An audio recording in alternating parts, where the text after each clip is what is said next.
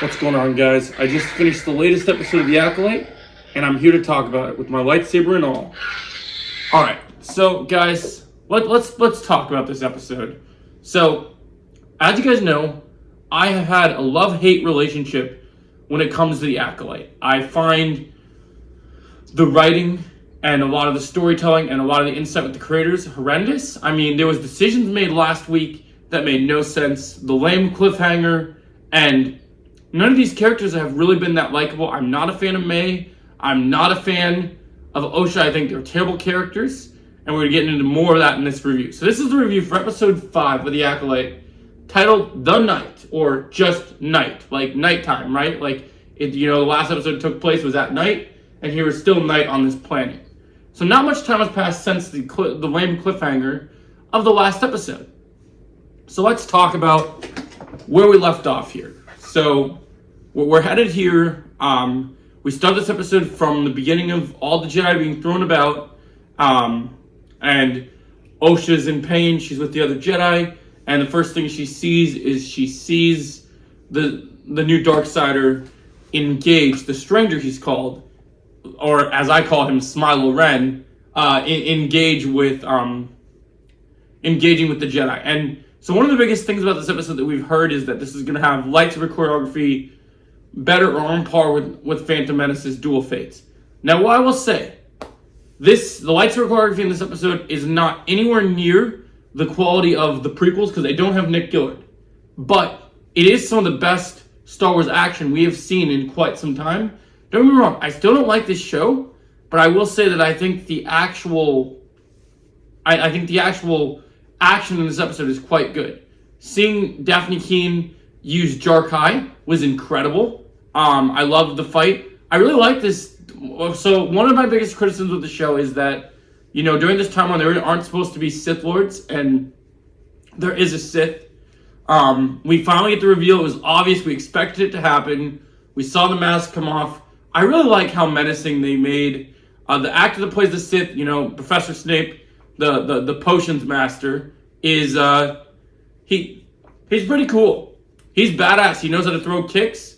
He is pretty buff, like pretty jacked, like he can be an imposing threat, and he kicks major ass, guys. Like, he is legitimately a badass in this one. And we've not had a dark side user. Look, like, Balon was cool, but like he didn't have we didn't know if he was light side, dark side, and I think that he's a great Star Wars villain that has so much complexity. This character is a straight up psychopath. Like, I saw some people saying this is the most graphic death in all the Star Wars, in all of Star Wars right now. And he does some bad things. It's nothing crazy graphic. He is a lot darker than some people would believe. And the one thing is they do tell us in this episode that he is a Sith Lord, and he says he doesn't have a name, but he says that you call me a Sith.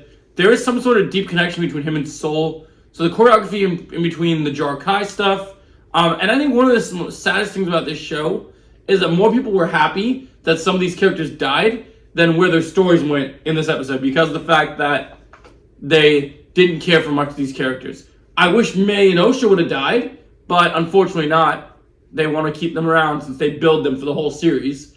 But hopefully that will change one day. The choreography was great. Lightsaber fights. I really liked seeing the lightsaber swings. I liked how well integrated it was. Daphne Keane worked her ass off, clearly training. I like how Leslie Hesburn had set the bar of seeing lightsaber on lightsaber action. The villain is great. Like how he kind of starts quoting the Jedi, rules. Smilo Ren is very imposing, very interesting. And I was worried when he got carried off by the bugs, because I was actually rooting for the villain in this episode. I thought he was badass. And I did like him. This is probably I can't believe I'm going to say this. I'm not going to say this is my favorite episode of the show, because I don't think this show overall is good, and there will be any episodes I don't not like. But what I will say is this is the least bad episode of the show so far. And even that's a stretch, because this episode is not good. But it's got moments of things that are entertaining, at least. And I'm not going to be one of those people that just because they show me some shiny objects that I give this a nice high score still. I still think this show is utter garbage, and while I did enjoy some things in it, I still have a plethora of problems with the writing, with some of the acting, some of the lore breaking. I still don't like it. I don't like while it's cool we have a Sith Lord here, I don't like the fact that having a Sith in this timeline, having to show his lightsaber to everyone, even though he says he doesn't want them to see his face, he contradicts himself, shows the face when the mask gets sliced off. And, Palpatine was around, he would smack this guy like a bitch just for doing that. Like, it doesn't go up against the main canon that we believe, what George Lucas had stated. It doesn't fit that. And I think that needs to be established. So overall, we see all these Jedi get killed off, except for Sol. I was glad the Pronoun's guy got killed. I didn't like him. I think the twist at the end with May and Osha in the end was stupid, where they switched places, which I didn't even realize until I rewatched that part. But it was pretty bad. Their acting, the actor, I don't know why they gave her so much praise.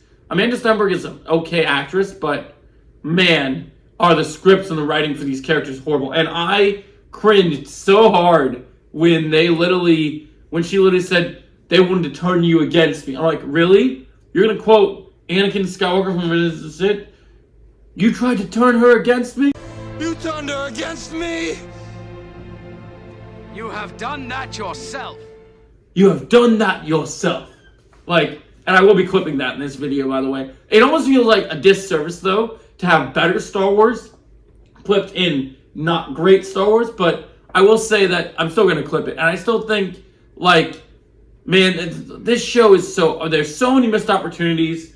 I don't know what their plans was for this show. There are some cool moments, but overall, the story is lackluster. I couldn't give a crap about the plot. The characters aren't interesting enough, except for Sol. I'm interested to see what his plot line is. I'm sad they killed Daphne Keane. I love Daphne Keane. I thought she's great. But it's okay. We all know we're going to see her next month as X-23, which I got another video about that coming out today, too. So don't worry. We're going to be talking about... We got some good Deadpool and Wolverine news to talk about as well. But in terms of this review, overall, not a great... It's a better episode than what we've gotten over the last two episodes. I will say a step in the right direction, but not a perfect episode. Not better than anything else Star Wars has ever done. The lightsaber fight is not better than what we have gotten in the prequel trilogy, and it never will be. It's the best Disney stuff we've gotten, but that's not saying much. Overall, I'm going to give it a 5 out of 10. I think I give it a slightly higher score than what I gave the last two episodes, but not by much. I think the 5 only for the lightsaber stuff. None of the substance, none of the story, and I like the Sith. So that would really be the only reasons. I'm definitely hoping Fortnite gives us Smilo Ren one of these days. I'm really hoping for to see him, because I think he's a great character. And I might have a theory video about him coming out in the next couple of days as well, because I think he could be the creator, possibly, of the Knights of Ren. And while I don't like them to connect the sequels to anything else, we know that they're going to make some connections along the way. But overall, guys, I enjoyed this episode more than I thought I would, but I still will give it a 5 out of 10. There's still a ton of problems. The ending is stupid. Osha and May are dumb characters, and they should never existed in this show. I hate the idea of these twins characters. Other than that, let me know your thoughts. Did you guys enjoy this episode? What's your score for the Acolyte episode 5? Let me know your thoughts. And good news, guys. Now that we got episode 5, we only have 6, 7, and 8. So only 3 episodes left till this torture is over. So let me know your thoughts. And may the Force be with you. And I'll catch you in the next video.